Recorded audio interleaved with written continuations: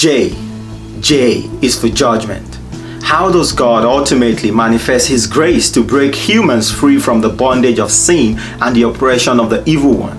It is through His judgment. Judgment is an attribute of God which we all yearn for.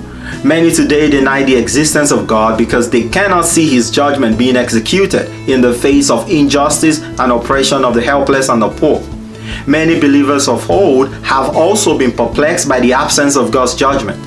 One of them is a prophet named Habakkuk, who said, "O Lord, how long shall I cry, and you will not hear? Even cry out to you violence, and you will not save."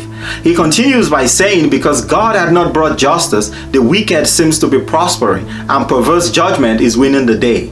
So God's judgment is very integral to His goodness. If God fails to judge the wicked, then evil prevails. However, God gives a lot of room for His grace to work in the life of the wicked, so that when He does execute His judgment, everyone will testify that He is not a capricious judge, but a patient and just judge.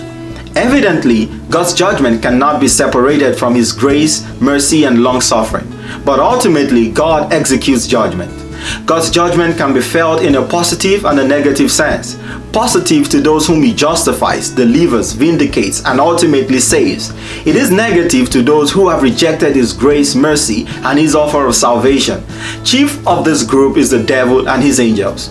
So while some see God coming as a judge, they shout, "Surely this is our God. We have waited for Him, and He has saved us.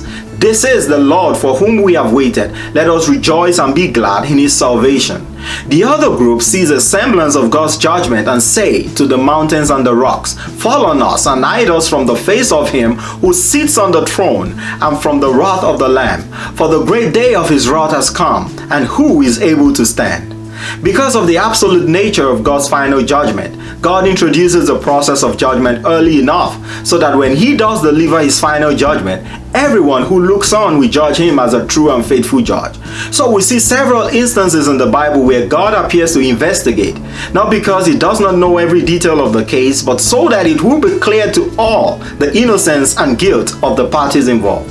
The earliest of such instances in the gospel story was with Adam and Eve in the garden. God asked them questions which He already knew the answer to. He asked, "Adam, where are you? Who told you that you were naked? Have you eaten from the tree of which I commanded that you should not eat? What is this that you have done?"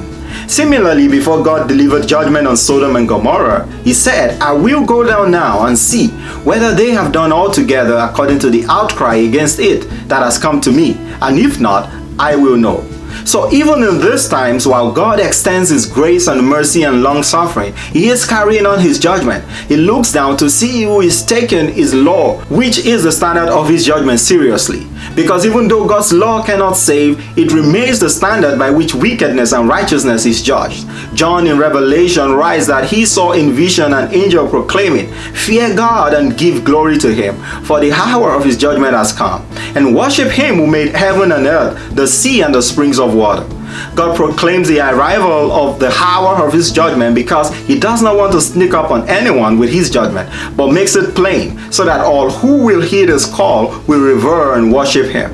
The Bible tells us that God's ultimate judgment in the lake of fire is reserved for Satan and his angels. It is not His desire for any human being to be annihilated in His judgment of fire, because God has made every way of escape available through accepting Christ's sacrifice on the cross. All you have to do is believe and be saved, and Jesus will stand as your advocate in judgment. And when Jesus is your advocate, the accuser stands no chance at getting an indictment on you. This means that those who will be saved in judgment will be saved, not because they never sinned, but because they accepted God's mercy, His atonement on the cross, and His work in the heavenly sanctuary.